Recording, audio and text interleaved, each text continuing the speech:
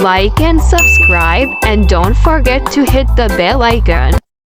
अस्सलामुअलैकुम दोस्तों, हम आज जो एक्सरसाइज 2.3 कर रहे हैं। सबसे पहले मैं 2.3 में आपको दो टर्मिनोलॉजी समझाऊंगा। पहले है हमारे पास रेडिकल फॉर्म और दूसरा है एक्सपोनेंशियल फॉर्म। रेडिकल फॉर्म और एक्सपोनेंशियल फॉर्म। रेडिकल फॉर्म वो फॉर्म होती है जिसको हम अंडर रूट में निकलें, जिस क्वांटिटी को या जिस नंबर को हम अंडर रूट में लिख लें उसको हम क्या कहते हैं, रेडिकल फॉर्म कहते हैं।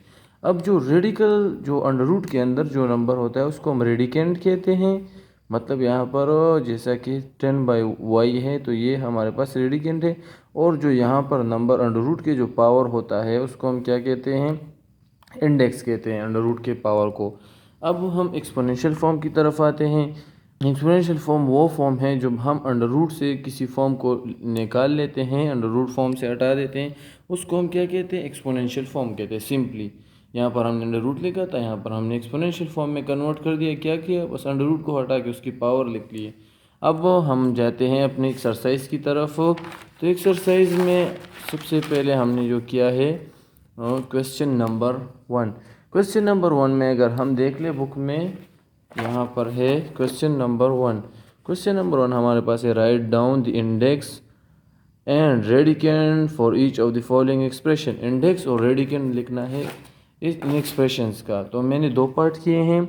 पहले पार्ट में अगर हम देखें तो हमारे पास इंडेक्स क्या है, 2 क्योंकि अंडर रूट का जो है पावर जो है 2 है वो हम नहीं लिखते, तो हमने इसका पावर 2 लिख लिया। और रेडिकेंड इसके अंदर जो नंबर था वो रेडिकेंड हमारे पास ये आ गया।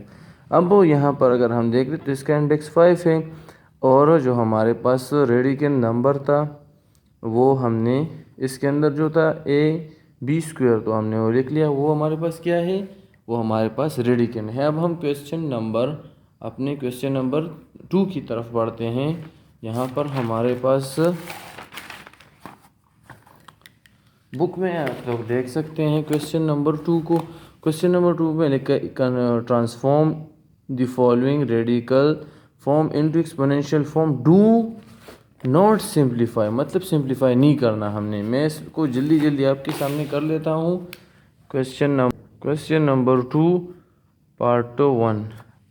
सबसे पहले अगर हम देख ले तो हमारे पास इसका पहला पार्ट है √36।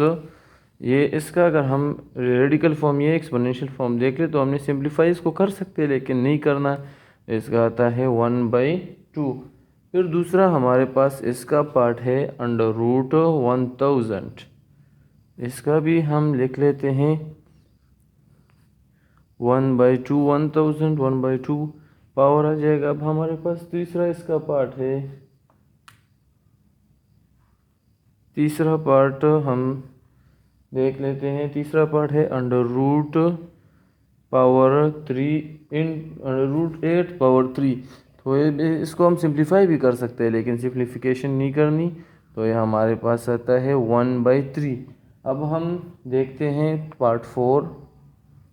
पार्ट नंबर 4 इसका है हमारे पास है √n अंदर क्यों है हमारे पास, तो हम क्यों इंटू 1/n इसका लिख लेते हैं एक्सपोनेंशियल फॉर्म। अब हमारे पास है पार्ट नंबर 5।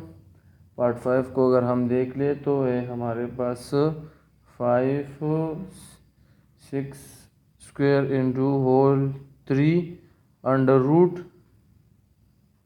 है, तो ये हमारे पास आ जाएगा। अब यहाँ पर हमारे पास होल पावर है और यहाँ पर 2 है, तो होल पावर को हम 2 पे डिवाइड करेंगे। मतलब 5 - 6a² होल पावर है 2 और यहाँ पर हमारे पास 3 है।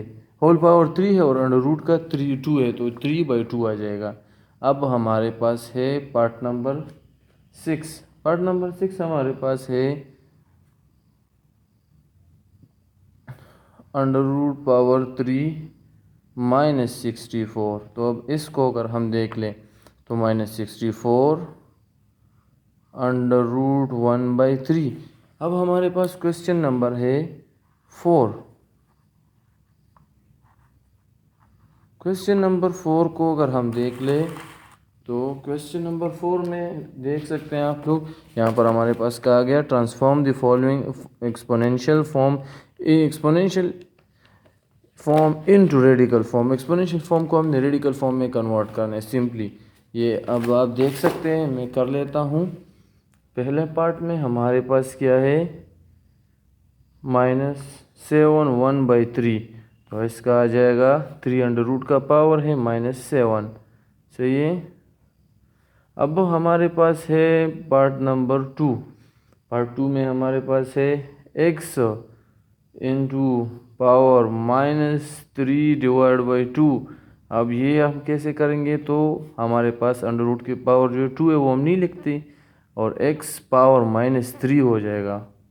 अब हमारे पास क्वेश्चन नंबर है 3। पार्ट नंबर 3 है, इसमें देख सकते हैं आप लोग, -8 इंटू 1/5। अब 5 हमारे पास क्या है, अंडर रूट का पावर है, और -8 अंदर आ जाएगा। अब क्वेश्चन पार्ट नंबर 4 है, क्वेश्चन नंबर 3 का। इसको अगर हम देख ले, y 3/4, इसका देख सकते हैं हमारे पास 3 जो है y क्यूब है, और अंडर रूट का पावर क्या है 4, जो नीचे होता है वो अंडर रूट का पावर होता है। अब हमारे पास क्वेश्चन नंबर 3 का 5 पार्ट है। 5 पार्ट में है b 4/5। ये हमारे पास इसका आता है 4b का जो है पावर है 4, और 5 अंडर रूट का पावर है। अब हमारे पास पार्ट 6 आता है। पार्ट 6 में अगर हम देख ले तो ये थोड़ा सा ट्रिकी हमें बताया गया है। हालांकि ये ट्रिकी है नहीं, इंतहाई आसान है, क्योंकि इन्होंने 2 की जगह और इस नंबर्स की जगह भी एक अल्फ़ाबेट लेकर आए हैं।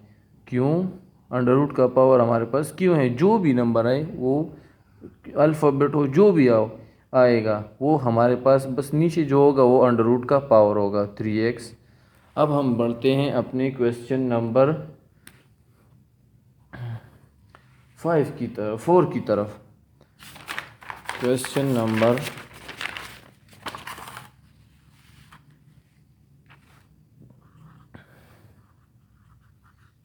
नंबर 4 है हमारे पास। क्वेश्चन नंबर 4 में अगर हम देख ले तो हमें अभी सिंप्लीफिकेशन करनी है। क्या करना है? सिंप्लीफिकेशन इंतहाई आसान है इसकी। आप वो देख सकते हैं पहले पार्ट का, मैं इसमें से कुछ पार्ट करूँगा और कुछ छोड़ दूँगा। तो पहला पार्ट है हमारे पास √3 125x। अब हम क्या करेंगे, पहले इसको हम क्या करेंगे, एक्सपोनेंशियल फॉर्म में लिख देंगे। एक्सपोनेंशियल फॉर्म में किस तरह, 125x इंटू 1/3। सही है। अब 125 का हम फैक्टराइजेशन करेंगे, फैक्टर्स इसको डिवाइड करेंगे तो 125 हमारे पास 2 पे नहीं होता ना 3 पे होता है, 4 ये 5 पे होता है।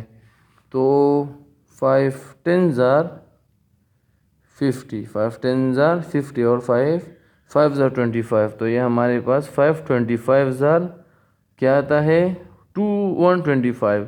अब ये भी हमारे पास 5 पे होता है, तो 5 5s और 5 1s। अगर अब हम यहाँ पर देख लें तो मैं इसको इस तरह लिख सकता हूँ, 5 5 1/3 इंटू x 1/3। पावर मैंने अलग अलग लिख लिया। अब मैं इसको 3 भी लिख सकता हूँ मल्टीप्लाई बाय 1, क्योंकि 3 5 है तो क्यूब हो गया, ये 3 3 कट जाएगा और x का 1/3 ही रह जाएगा। तो ये हमारे पास आ जाएगा इसका आंसर √5 अंडर रूट, ये इसकी पावर नहीं है हरगिज़, ये अंडर रूट से बाहर नंबर है, और x आ जाएगा और पावर इसके 3। अब हम देखते हैं पार्ट नंबर, इसमें मैं इसमें 3 पार्ट करूँगा। पार्ट नंबर है मेरे पास 3 पार्ट को आप देख सकते हैं। हमारे पास पार्ट नंबर 3 है 625 डिवाइड बाय 25, और ऊपर हमारे पास है x³ y पावर 4, नीचे है xy²। इंतहाई आसान है, आप लोग देख सकते हैं इसको।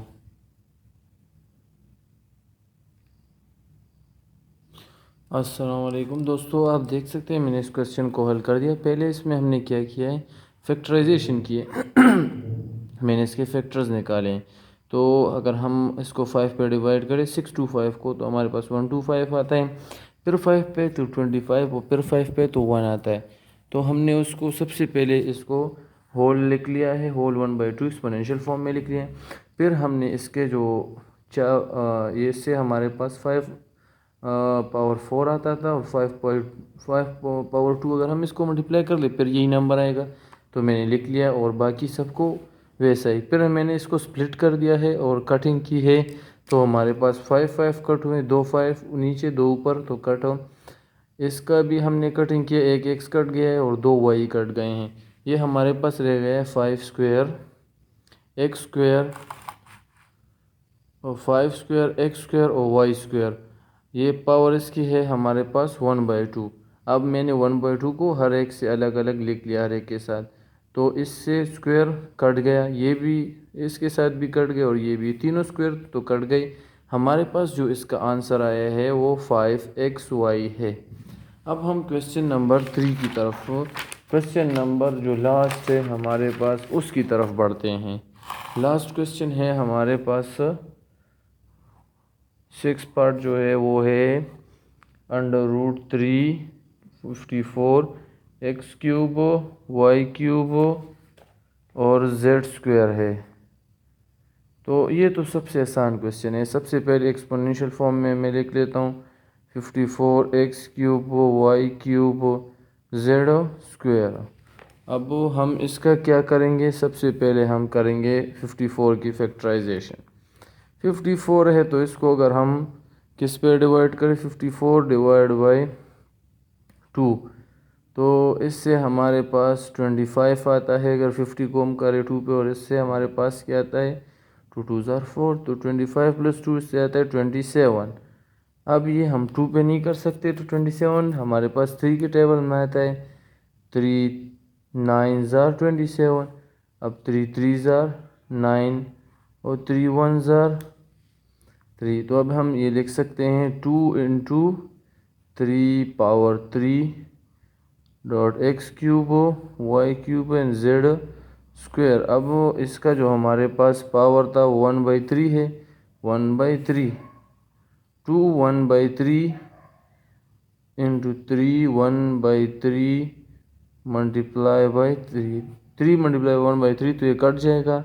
एक्स रह गया है 3 1/3, इसका भी कट गया, और वाई पावर भी कट गया। सिर्फ z हमारे पास रहता है 2/3 हो जाएगा, और ये 1/3, तो ये हमारे पास आएगा 3xy। इसका जो हमारे पास आंसर होगा 3xy अंडर रूट, इसका हमारे पास आ गया है 3xy into under root power 3 2z square. हमारे पास इसका आंसर आ गया है। Thank you.